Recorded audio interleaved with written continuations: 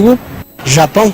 Pra mim parece da China, não sei. Do Egito, por ali. Dos Incas, dos Maias, não sei. E você, sabia que essa figura veio da África? Por que conhecemos tão pouco sobre a África e sua cultura? Mais ainda, o que conhecemos daquele continente no período que costumamos chamar de Antiguidade e de Idade Média? Na teleaula de hoje, você vai conhecer mais profundamente o continente africano. Vai ver que ele foi o berço da humanidade, fornecendo as bases para a civilização egípcia. E foi considerado a terra do ouro pelos europeus na Idade Média. Vai conhecer um pouco sobre as culturas banto e a riqueza do patrimônio artístico e cultural da África. E perceber a importância do islamismo naquele continente. Vai constatar, por fim, que a África possui um passado rico e importante para a história, que nós pouco conhecemos.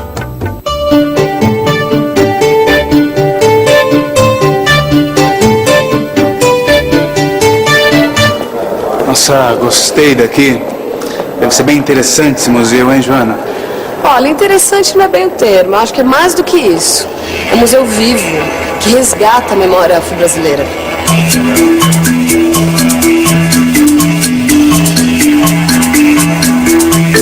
Gente, quanta coisa bonita, né? Nossa, a gente está tão acostumado a ouvir falar da África atual, né, com suas questões de hoje em dia, que desconhece a beleza, a força da história das culturas africanas, olha isso. Não, isso é só o começo. Vem cá, esse museu é uma beleza. Na aula 2 do seu livro de história, você aprendeu que foi na África onde surgiram os primeiros seres humanos. E por esta razão, aquele continente é muitas vezes chamado de berço da humanidade. E foi dali também que saíram as primeiras migrações destinadas a povoar o mundo em que vivemos. Além disso, foi em territórios africanos que apareceram as primeiras formas de organizar a sociedade humana, como a família. Voltando à pergunta inicial da nossa teleaula de hoje. O que nós sabemos sobre a África nos tempos históricos que antecederam o período das grandes descobertas, ou seja, na Antiguidade e na Idade Média? E por que a gente sabe tão pouco sobre a história da África? Nos nossos livros de história, a África aparece como local de onde vieram os escravos que trabalharam nas Américas, trazidos através das rotas abertas no Oceano Atlântico. Mas esta é apenas uma visão. O continente africano possui uma vasta e rica história que se inicia muito antes. O Antigo Egito, cuja importância para a história você viu na aula 4, situava-se no norte da África.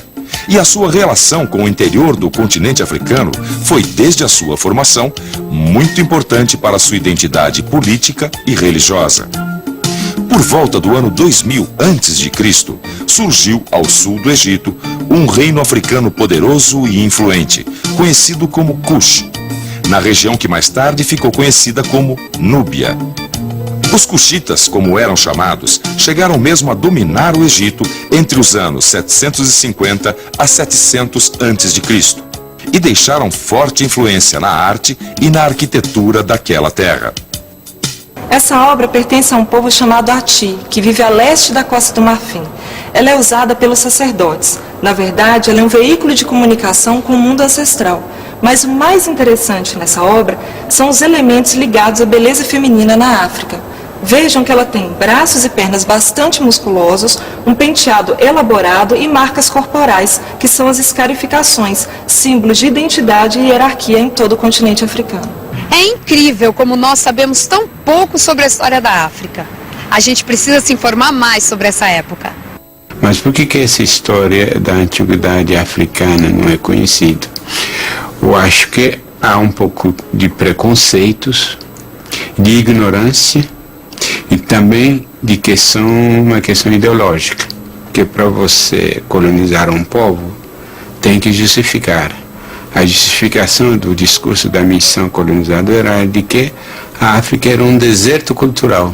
Não havia história, não havia cultura, então nós temos toda a razão para civilizar esses povos, para poder levá-los ao nível dos homens. Nós precisamos recuperar essa memória, ensinar a história de todos os povos que formaram o Brasil como país, como povo e como nação. De Cartago eu já tinha ouvido falar alguma coisa, agora desse reino de Aksum Nunca.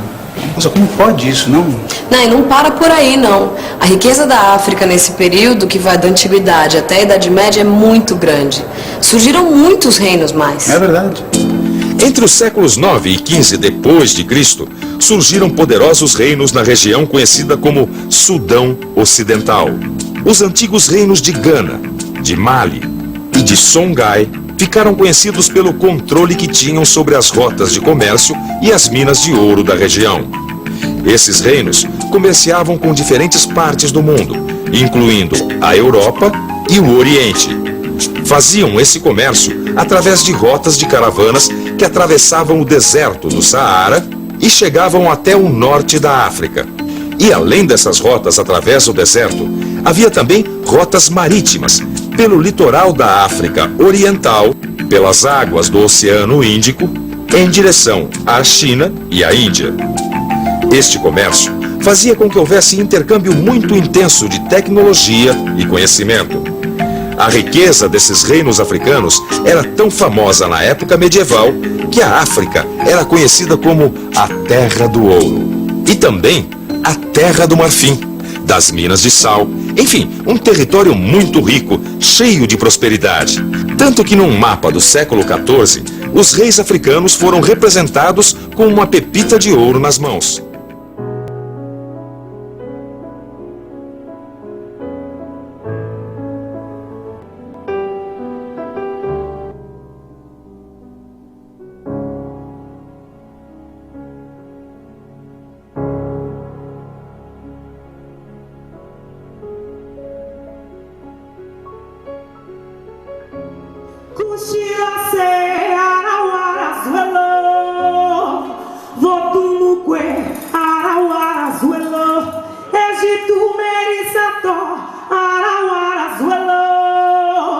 Voto no